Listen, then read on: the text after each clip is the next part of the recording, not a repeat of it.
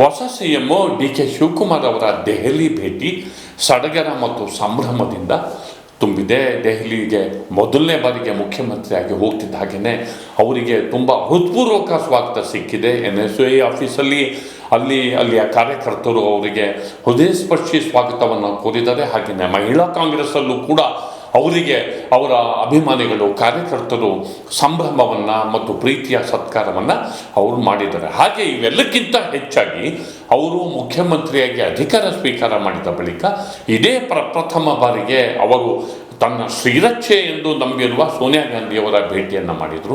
ಹಾಗೆಯೇ ಮೊದಲನೇ ಬಾರಿಗೆ ಪ್ರಿಯಾಂಕಾ ಗಾಂಧಿಯವರ ಭೇಟಿಯನ್ನು ಮಾಡಿದರು. ಅವರು ಮುಖ್ಯಮಂತ್ರಿ ಆಗೋದರಲ್ಲಿ ಪ್ರಿಯಾಂಕಾ ಗಾಂಧಿಯವರ ಪಾತ್ರ ದೊಡ್ಡದು. ಹಾಗೆಯೇ ರಾಹುಲ್ ಗಾಂಧಿಯವರ ಭೇಟಿಯನ್ನು ಮಾಡಿದರು. ಅಲ್ಲೂ ಕೂಡ ಈ ಭಾವಚಿತ್ರವನ್ನು ನಾವು ತೋರಿಸ್ತಿದ್ದೀವಿ, ಎಷ್ಟು ಸಂತೋಷವನ್ನು ಅವರು ಹಂಚಿಕೊಂಡಿದ್ದಾರೆ ಅಂತ ಗೊತ್ತಾಗುತ್ತೆ.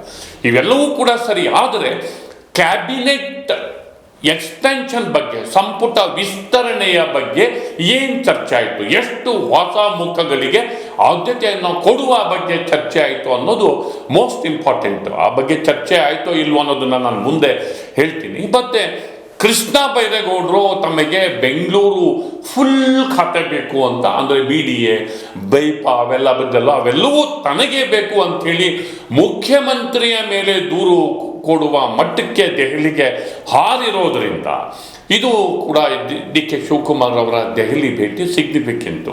ಇನ್ನು ಅಧಿಕಾರಕ್ಕೆ ಬರ್ತಿದ್ದ ಹಾಗೆಯೇ ಇಂಥದ್ದೊಂದು ಗೊಂದಲ ಅವರು ಎಕ್ಸ್ಪೆಕ್ಟ್ ಮಾಡಿರಲಿಲ್ಲ. ಆದರೂ ಕೂಡ ರಾಜಕಾರಣದಲ್ಲಿ ಒಂದು ಸವಾಲನ್ನು ಸ್ವೀಕಾರ ಮಾಡಿದಾಗ ಇದನ್ನು ನೋಡಲೇಬೇಕಾಗುತ್ತೆ. ಹೀಗಾಗಿ ಈ ದೆಹಲಿ ಭೇಟಿಯಿಂದ ಅವರು ಯಾವ ಸಂದೇಶವನ್ನು ತರ್ತಾರೆ ಅನ್ನೋದು ಅತ್ಯಂತ ಹೆಚ್ಚು ಕುತೂಹಲಕಾರಿ.